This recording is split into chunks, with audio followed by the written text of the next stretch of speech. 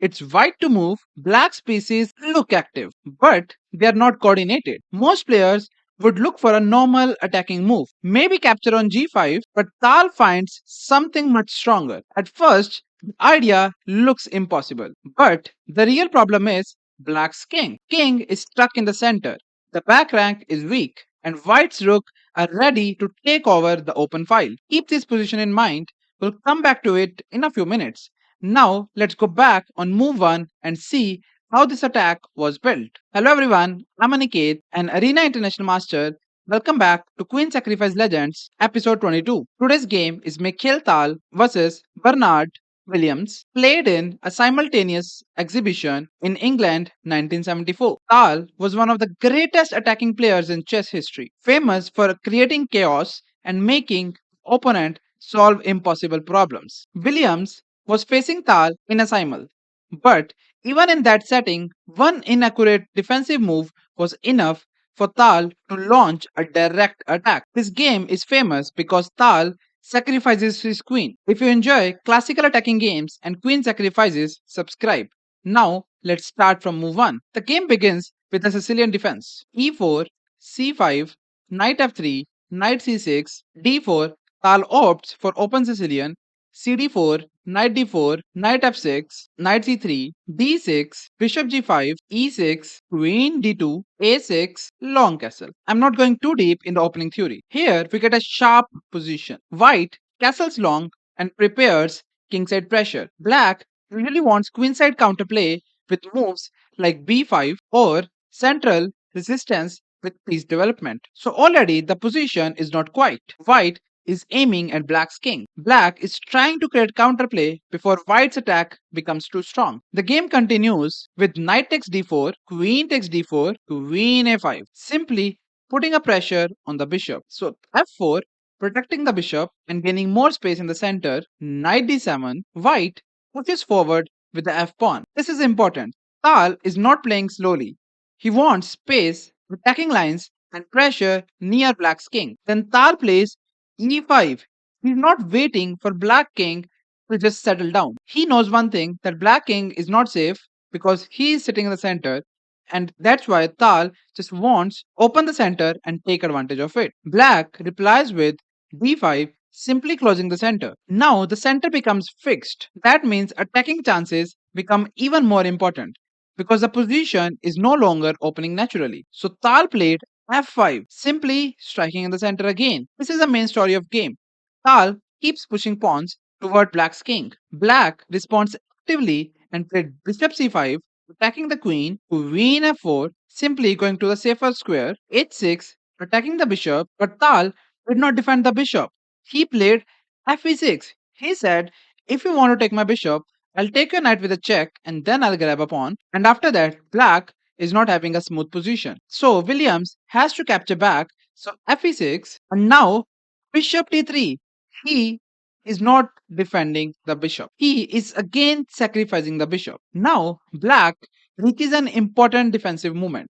White is putting pressure on the king side and center. Black should continue the game with hg5, simply removing this bishop because this bishop is very strong. And after queen takes g5, the game will continue with normal manner. But unfortunately, he, after bishop d3, played a blunder and played knight f8. This is just too slow. The knight moves back, but the immediate danger remains. So let's pause the video here and try to find the best move in this position. Try to think like a Tal.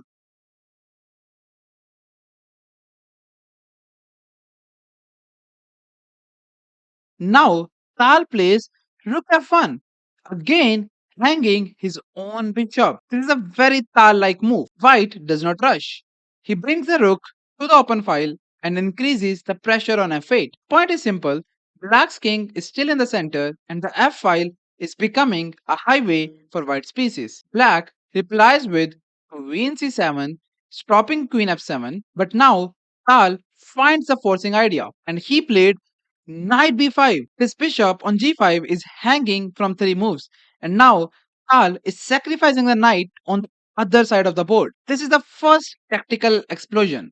The knight jumps into b5, attacking c7 and disturbing black's coordination. He did not take it in the game, But let's see what happens if black tries to take the knight. If a b5, then he already lost because there's a bishop takes b5, and now it does not matter what he plays to block this check. If knight d7, the game ends with queen f7 checkmate. If bishop d7, the game still ends with queen f7 checkmate. So after knight b5, this knight cannot be captured. So black tries bishop e3 check, giving up a bishop, and then he's planning to take the knight. Queen takes e3, now a b5. Materially, black has taken something, but positionally, black's king is becoming more and more weak. This is the first sign that Tal is not playing for material. He is playing for the king. Now, Tal plays queen f4, which unfortunately is a blunder.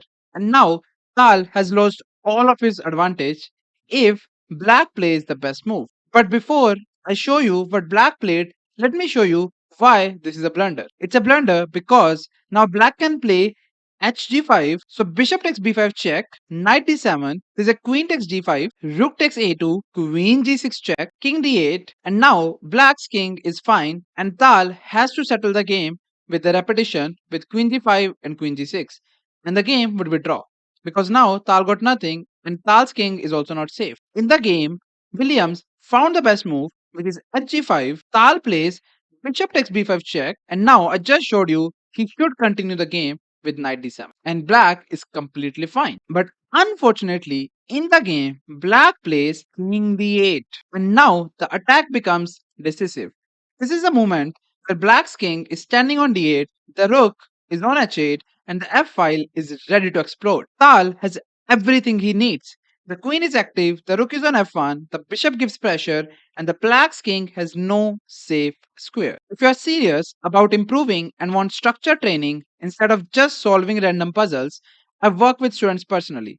The link to train with me is in the description. Now we reach the position from the start. Let's pause the video here. It's white to move. Find the queen sacrifice.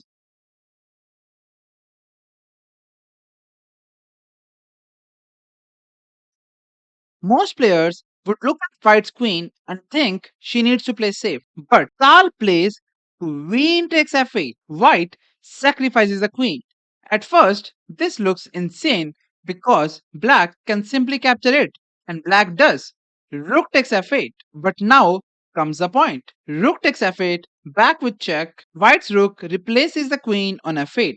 The queen was not sacrificed for nothing. She removed the defender, dragged black's king to f8, and opened the way for white's rook to continue the attack. Black is forced to move, so king e7, attacking the rook. Now Tal continues with rook e8, protected by the bishop and giving a check. This is very precise. The rook cuts across and keeps checking the king. Black has to move the king, so king f7, the only option. Then comes rook f1. And now you can see the Tal's coordination. He's having rook pair with the bishop, and all of the pieces are doing something to the black's king. Black king has to move, so king g6, the only option. Now white brings the bishop back on d3. Bishop d3 check. The bishop controls the diagonal and forces the black king even further into danger. Now black plays king h5, and finally rook h8 check. And in this position, black resigned the game. Why?